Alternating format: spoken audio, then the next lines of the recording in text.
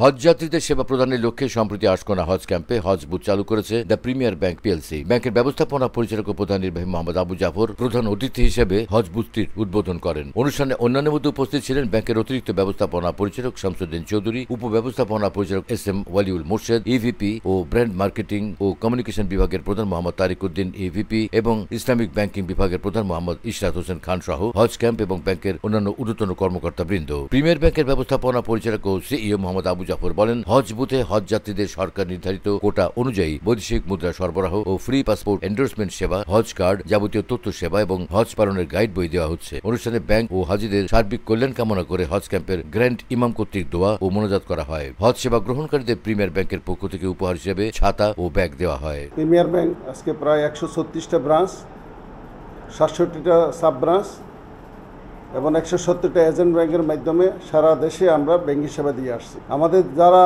মুসলিম ধর্মপ্রাণ মানুষ আছে তাদেরকে সেবা করার জন্য আমরা 2টা পূর্ণাঙ্গ ইসলামী ব্রাঞ্চ, একটা ঢাকায়, একটা চিড়িয়াখানায়, এবং আমাদের ইসলামী উইন্ডোর আছে প্রায় 50টার মতো সারা দেশে, এবং আমাদের বাকি 201টা উইন্ডোর মাধ্যমে সবাই যেন ইসলামী সেবা দিতে পারে এই ধরনের সুযোগ সুবিধা দিয়ে আমরা ইসলামী সেবা যেন দিতে পারি সেই সুযোগ সুবিধা আমরা দিয়ে আসছি। হজ যাত্রীদের যেন সেবা করা এবং তাদের যে সেবাগুলোর মধ্যে ফ্রি এন্ডোর্সমেন্ট করা এবং তাদের হজ কার্ড দেওয়া, এখানে যারা হজ যাত্রী আসবে তাদেরকে যত ধরনের সেবা দেওয়া যায় সব কিছু দেওয়ার জন্য নির্দেশ আছে। এটা আমরা প্রায় 2011 সাল থেকে দিয়ে আসছি এবং 2018 সাল থেকে আমরাই হাইস্ট সবচেয়ে বেশি হজ যাত্রী রেজিস্ট্রেশন করে সেবা দিয়ে আসতেছি। আমরা সবচেয়ে বাংলাদেশের ব্যাংকের মধ্যে আমরা হাইস্ট, এটা গত 7-8 বছর ধরে আমরা প্রথম স্থান অধিকার করে আসছি।